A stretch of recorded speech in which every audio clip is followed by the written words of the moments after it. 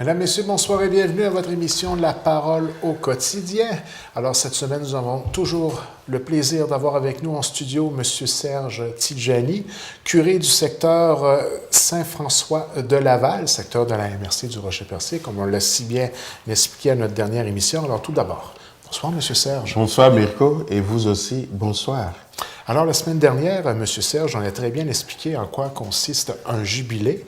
On a aussi parlé du jubilé qui a lieu à partir de cette année, jubilé de la miséricorde. Oui. Là, on avait promis aux téléspectateurs qu'on allait parler du logo et porte sainte. Et de la porte sainte, parce que je pense que c'est deux éléments qui vont beaucoup captiver aussi notre attention durant cette année du jubilé. Surtout qu'il en parle longtemps, on a entendu parler d'une porte sainte, nous autres au Québec, avec la fête à Québec. Alors, allons-y donc. Il y a un logo pour le jubilé. C'est parce que quand il y a un événement dans l'Église, nous sommes des êtres de symboles, des êtres de signes.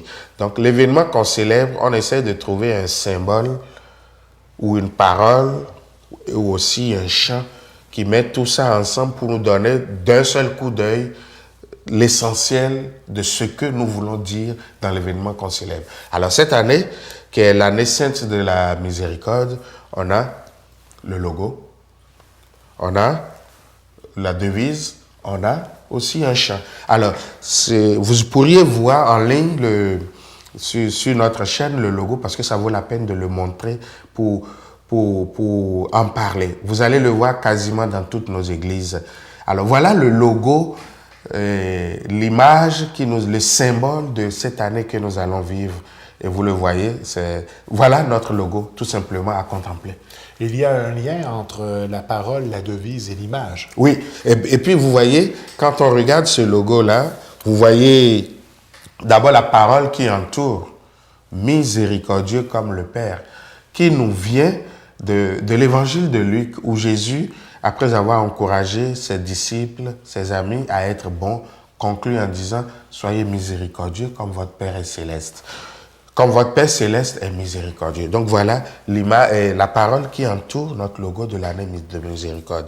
Et le logo, ça va être une image, comme on l'a vu tout à l'heure, qui nous présente plein de choses qu'on pourra prendre le temps d'expliquer. Et aussi un chant qui pourrait l'accompagner. Justement, parlant d'explication, on va peut-être ramener le logo à l'avant-plan et donner une explication un peu là, comment s'est dessiné le concept général. Là. Voilà, le logo, vous voyez, le logo, il ne faut pas le séparer de la parole. C'est sûr, miséricordieux comme le Père, comme je viens de dire. Ça nous rappelle la phrase miséricordieux comme le Père, nous on l'a écrit en français, nous rappelle que nous devons vivre à l'exemple du Père qui ne condamne pas, qui ne juge pas, mais qui donne toujours le pardon et l'amour sans cesse.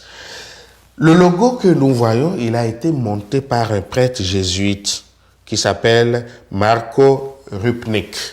Il semble que c'est un Polonais, si je ne m'abuse. Alors, regardons bien ce logo-là pendant qu'on l'a en face de nous. Vous voyez deux personnes. Une est portée, l'autre porte, évidemment. Celui qui porte, c'est Jésus.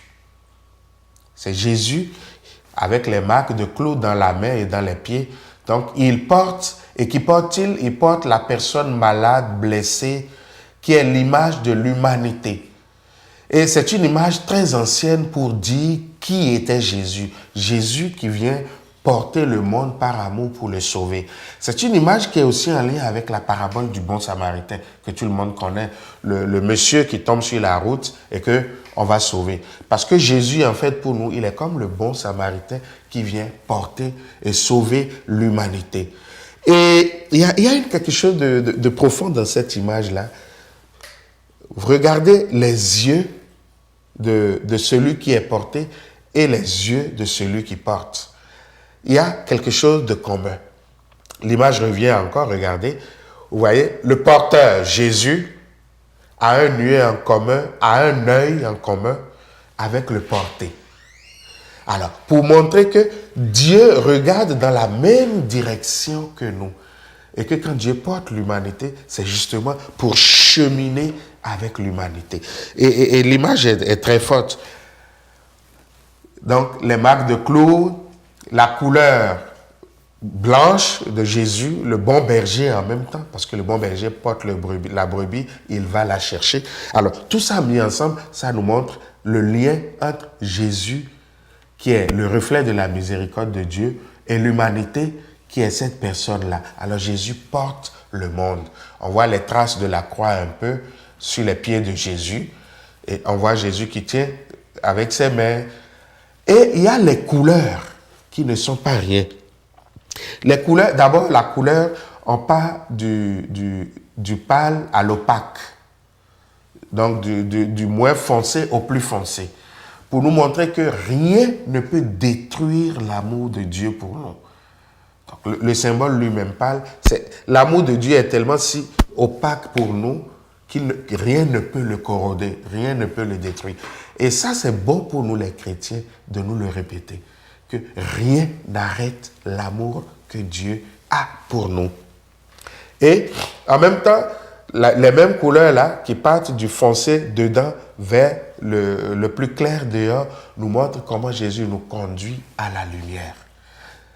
Alors, voilà un peu ce que le logo nous dit. Alors, on voit déjà là tout un programme. Ce que Jésus est pour nous, parce que Dieu est miséricordieux, nous aussi, on est appelés à l'être pour les autres. Donc, le logo devient un outil de travail important. Là. Oui, le logo devient un outil de travail important, un outil de contemplation aussi. Et d'ailleurs, on va le voir, quand dans nos églises, vous allez entrer, peut-être que certaines églises, peu importe où vous nous écoutez, ont déjà de plus grands logos. Vous allez entrer dans une église, vous allez voir ce logo-là. Voilà ce que ça signifie. Vous pourriez aller chercher de plus grandes explications sur le site du Jubilé.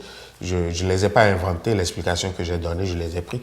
Alors, le logo là est là pour que quand je rentre, je vois, waouh, miséricordieux comme le Père, Dieu me porte, parce que c'est moi l'humanité. Et c'est ça ce que je suis appelé à faire.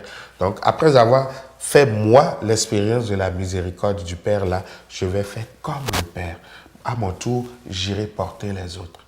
J'irai déclarer aux autres que rien ne peut les séparer de l'amour qu'ils ont pour moi. J'irai donner aux autres la possibilité de leur pardonner une deuxième, une troisième, une 10e fois, de reprendre la route avec eux. Donc, ce que Dieu est pour nous, nous aussi, on le devient pour les autres. C'est ça que ce logo-là nous dit. De quelle façon on peut se le procurer, le logo? Ben, actuellement, le plus simple que je dis aux gens, si vous voulez le regarder, il est en ligne et il n'y a pas de droit d'auteur là-dessus. On sait qu'il a produit, il est en français, en anglais, en latin original et dans toutes les langues, les gens pourront. L'essentiel, c'est de savoir, de ne pas le trafiquer et de le reproduire exactement. Nous, dans notre secteur, je fais déjà les démarches pour essayer d'en faire venir quelques normes, au moins en forme de signet ou de carte que chacun on pourrait distribuer aux gens lorsque nous allons continuer à célébrer le jubilé. Vous faites bien de souligner qu'on ne doit pas en modifier la structure parce que c'est sacré, c'est comme une signature. C'est ça, c'est comme une signature. Si tu le prends comme ça, tu t'en sers intégralement. Et il n'y a pas à s'inquiéter de s'en servir. La preuve, on l'a montré en ligne. Vous entrerez dans nos églises, vous les verrez, ça va être installé dans un décor du jubilé de la miséricorde parce qu'on va faire ça un peu dans nos églises. Créer l'espace, si on a de grandes bannières, on les mettra. Tout ça, c'est sûr, ça prend de l'argent pour aller acheter une grande bannière, à moins qu'on ne soit capable d'en fabriquer nous-mêmes. On peut le mettre sur un poster. Et moi, je vais même plus loin, quand on l'aura peut-être en des dimensions plus grandes, offrir ça aux gens pour qu'ils le mettent en tableau chez eux, en un petit cadre où ils peuvent contempler et rappeler ce que nous célébrons cette année. Discutons maintenant de l'hymne de l'année. L'hymne de l'année, vous savez, ça aussi, c'est... L'hymne, je ne l'ai pas apporté parce que je n'ai pas encore eu le temps de vérifier si une diffusion publique est possible sans droit d'auteur. Je ne veux pas qu'on commence à nous poursuivre, mais c'est sûr que c'est en église. Je veux vérifier quand même. Je voulais vérifier avec notre responsable des communications. Si je comprends bien, ça a rapport avec quelque chose de musical. C'est musical, justement. L'hymne de l'année du jubilé, je ne vais pas le chanter, même si je l'ai déjà appris, je l'ai déjà écouté. On est un peu déçus. Même si je l'ai déjà écouté. Mais le refrain dit, justement, miséricordieux comme le Père, et le dit en latin, de façon un peu répétitive. Et après, c'est des paroles qui l'accompagnent. Rendez grâce au Seigneur, chantez les merveilles de Dieu. Et le réponse, ça va être toujours « Éternel est son amour ». Alors, le couplet, c'est dans la langue du pays. Il y a eu les langues originales, français, anglais, italien, espagnol, quand on va sur le site du Jubilé, parce qu'on peut aller écouter ce chant-là, il est en YouTube aussi. Mais le refrain est dans la langue originale de l'Église, le latin. Donc, le refrain, c'est toujours le même refrain. C'est un très beau chant aussi, relaxant, calme. Peut-être que dès la prochaine fois, on pourrait même le mettre dans les génériques qu'on fera pour l'année du Jubilé, mais je veux vérifier d'abord. C'est une belle ligne, un beau chant, qui aussi, en nous faisant répéter « miséricordieux comme le Père, miséricordieux comme le Père », nous rappelle notre vocation fondamentale, qui est d'être bons les uns envers les autres. Vous parlez aussi de porte sainte. Oui. Une porte sainte, de quoi s'agit-il? De quoi s'agit-il, effectivement? Ouais. Une porte sainte, c'est une porte que le pape ouvre lorsque nous commençons une année sainte. Aussi simple que ça. Alors, à l'occasion du jubilé de la miséricorde, le pape a ouvert les portes saintes qui existaient à Rome. Il y en a quelques-unes comme Saint-Pierre, comme le Latran. Et vous qui aviez peut-être suivi son voyage en Afrique, il a ouvert aussi une porte en Centrafrique à la cathédrale de Bangui, si je ne m'abuse. Il a ouvert une porte sainte. Donc une porte sainte, c'est une porte, c'est toujours lié aux années de jubilé. On ouvre une porte sainte. Et porte de la miséricorde. Bon, la porte de la miséricorde, je pourrais lire quelque chose ici pour que le pape lui-même va dire. Cette année du jubilé de la miséricorde, lorsqu'il parle de porte sainte, le pape, dans le document où il nous invite à célébrer le jubilé, dit lui-même tout de suite que cette porte sera appelée la porte de la miséricorde. Donc c'est la porte dédiée au jubilé. La porte du jubilé de la miséricorde. Et il va même dire, quand il parle de quand lui-même il va ouvrir la porte sainte, il dit, en cette occasion, ce sera une porte de la miséricorde, où quiconque entrera pourra faire l'expérience de l'amour de Dieu qui console, pardonne et donne l'espérance. Donc la porte sainte de cette année, c'est la porte de la miséricorde. Donc ils n'ont pas la même vocation, si je comprends. Non, ils n'ont pas. Ils sont liés à l'événement. Oui. Vous voyez, quand on avait ouvert la porte sainte à Québec il y a juste un an, c'était pour le 400e. C'était un événement extraordinaire. C'était la première fois qu'en Amérique du Nord, on avait une porte sainte. Mais c'était une porte sainte ouverte à l'occasion du jubilé du 400e de la paroisse de Québec, qui est officiellement la première paroisse catholique créée en Amérique du Nord. Mais cette année, si on ouvre la porte sainte de Québec, et on l'a déjà ouverte, ce n'est plus pour célébrer le jubilé d'il y a 400 ans, c'est pour célébrer le jubilé de la miséricorde. Donc cette année, la porte sainte là devient la porte de la miséricorde. Donc, il y aurait comme quelque chose de magique à parler ainsi, là, de porte sainte. Est-ce qu'il y a quelque chose d'au-delà de ce qu'on est capable de palper concrètement? Ben, je vous attendais à cette... C'est parce que les gens, parfois, quand ils entendent parler de la porte sainte et qu'ils passent la porte sainte, ils pensent qu'il y a quelque chose de magique. Non, ce n'est pas d'abord quelque chose de magique, c'est quelque chose lié à la foi. Il y a, dans l'évangile de Saint Jean, chapitre 10, Jésus va dire ceci, « Je suis la porte.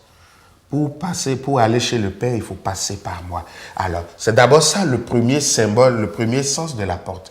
Alors, quand j'ai une porte sainte devant moi, c'est le symbole aussi de Jésus qui me dit, « C'est par moi que tu vas passer pour entrer chez Dieu. » Et Jésus, nous avons dit, c'est la porte de la miséricorde, et Jésus, c'est le reflet même de la miséricorde. Donc, la porte là même devient comme le symbole de la présence même de Jésus. Autant comme ma croix, comme tous les autres symboles qui me répètent où est Jésus et qui est Jésus pour moi. Alors ce n'est pas d'abord magique, c'est plutôt la foi. Quand je passerai la porte sainte, je poserai pour moi un acte de foi en me disant, je passe la porte sainte, en fait je passe par Jésus pour avoir accès à Dieu qui aime, qui pardonne, qui redonne espérance. Donc, je dois comprendre qu'il y en a plusieurs, et s'il y en a plusieurs, où on peut les retrouver? Il y en a plusieurs. Ceux qui vont voyager peut-être cette année à Rome, vous en avez. Les portes saintes sont là-bas. La seule qu'on a en Amérique officiellement, la porte sainte ordinaire, c'est celle de Québec, dans toute l'Amérique du Nord. Mais le pape pour le jubilé de la miséricorde, pour essayer de rejoindre le plus de gens possible qui vivent vraiment l'expérience de la miséricorde de Dieu, a décrété que toutes les portes des cathédrales, si les évêques le veulent, ils peuvent en faire des portes saintes pour la période du jubilé, donc jusqu'au 20 novembre 2016. Et si en plus de ça, ils veulent ouvrir d'autres portes d'église dans leur diocèse pour en faire des portes saintes, ils leur donnent le pouvoir d'en faire des portes de jubilé. Alors nous, pour le moment, je pense que tous les diocèses, toutes les cathédrales du Québec, présumément, ont désormais une porte sainte. Présumément, parce que je n'ai pas vérifié. Mais nous, au diocèse de Gaspé, je sais que la porte de la cathédrale, le 13 décembre, l'évêque de Gaspé l'a ouverte officiellement comme porte sainte. Alors, si on allait, peut-être qu'on va avoir d'autres lieux, parce qu'on a quand même un sanctuaire dans le diocèse. On a Pointe-Navarre où on peut aller. Il y a peut-être aussi d'autres événements où l'évêque peut dire, je décrète que la porte de Grande-Rivière, imaginons par exemple. Mais en quoi ça distingue, en quoi ça fait, disons, de la cathédrale de Gaspé, le fait qu'elle soit nommée comme étant une porte sainte? Est-ce que ça devient un lieu de prédilection, un lieu à favoriser, un lieu ou un lieu plutôt où c'est à titre plus symbolique que pratique? Là? Et c'est plus que symbolique, c'est parce que, pourquoi d'abord les cathédrales? Les cathédrales, oui, on les appelle dans un diocèse, c'est la mère des églises. Oui. La cathédrale, c'est l'église du diocèse, parce que c'est l'église de l'évêque. Donc, c'est là, en fait, que se vit l'unité de tout le diocèse. D'accord. Alors, c'est pour ça qu'automatiquement, quand le papa a fait que les évêques ouvrent des portes saintes, il a mis ça automatiquement sur les cathédrales. Mais, en plus de ça, la cathédrale, en ce moment, devient comme un lieu de référence et de rassemblement. Donc, on se retrouve là. Et on peut faire le pèlerinage. Quand on veut passer une porte sainte, on passe du dehors pour entrer dans l'église. Oui. Et on vit c'est pas magique, mais on vit des exercices de piété aussi. On y entre, je peux entrer pour moi, je peux entrer pour un autre, je peux entrer plusieurs fois. Et ce qui est important, c'est de dire, je rentre par Jésus chez Dieu. Mais ça, c'est important de le comprendre. Hein. Ça va au-delà, parce que là, les gens nous entendent parler de portes depuis tantôt. Il y a peut-être des gens qui viennent d'arriver sur le canal et puis ils se demandent, ils parlent de porte. Est-ce que c'est la porte symbole traditionnel qu'on ouvre pour entrer à quelque part? Ça va plus loin que ça. Ça va plus loin que ça. Jésus devient la porte qui nous ouvre, qui nous donne accès à Dieu. D'où le fait qu'il y en a plusieurs selon les différents selon les différents lieux. Alors, nous autres, au diocèse, on a au moins celle de la cathédrale de Gaspé. Je ne sais pas si l'évêque va en ouvrir d'autres, parce qu'au moins cette année, ils en ont la prérogative. Maintenant, il faut voir la faisabilité. Mais vous voyez, la porte sainte de Québec, elle est connue. Mais j'insiste pour dire, c'est la foi qui passe la porte. C'est qu'est-ce que je porte en moi. Et moi, j'ai été, en son temps, à la Porte Sainte de Québec. C'était important pour moi d'aller faire ce pèlerinage-là. Je l'ai fait pour moi, je l'ai fait pour d'autres. Puis j'ai échangé avec des gens qui m'ont dit que ça m'a fait du bien de passer par là. Quel endroit à Québec, précisément? La basilique de Québec. D'accord. La basilique de Québec, la basilique cathédrale de Québec. Donc, Notre-Dame, je mêle toujours les Notre-Dame, alors je dis tout ça. De Sainte-Anne-de-Beaupré? Non, la basilique à Québec même. À Québec même, d'accord. Donc, jamais été à celle-là. Non, donc c'est l'occasion. Les gens qui vont faire un tour à Québec, vous avez une demi-journée, allez faire un tour à la porte. Ça ne peut pas faire du mal, ça ne peut que faire du bien lorsqu'on y met sa foi. Et là, vous parlez de pèlerinage.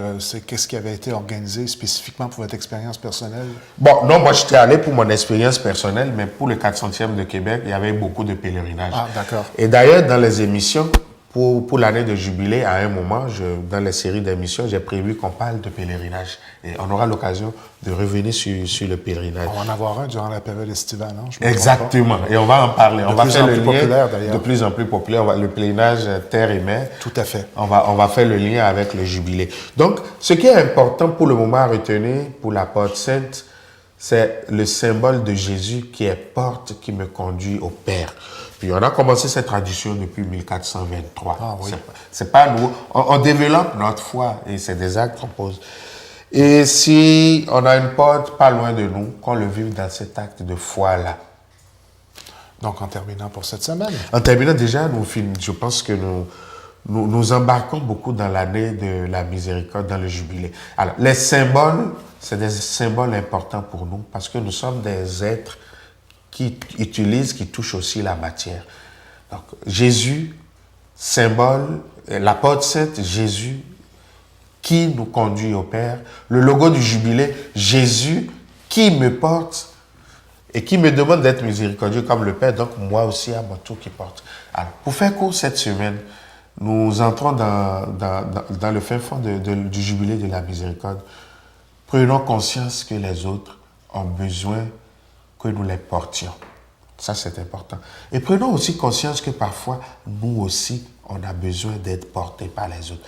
Alors, ne marchandons pas cette situation si ça nous arrive. Le jour où je me retrouve comme celui que Jésus porte, que je me laisse porter parce que ma faiblesse le demande.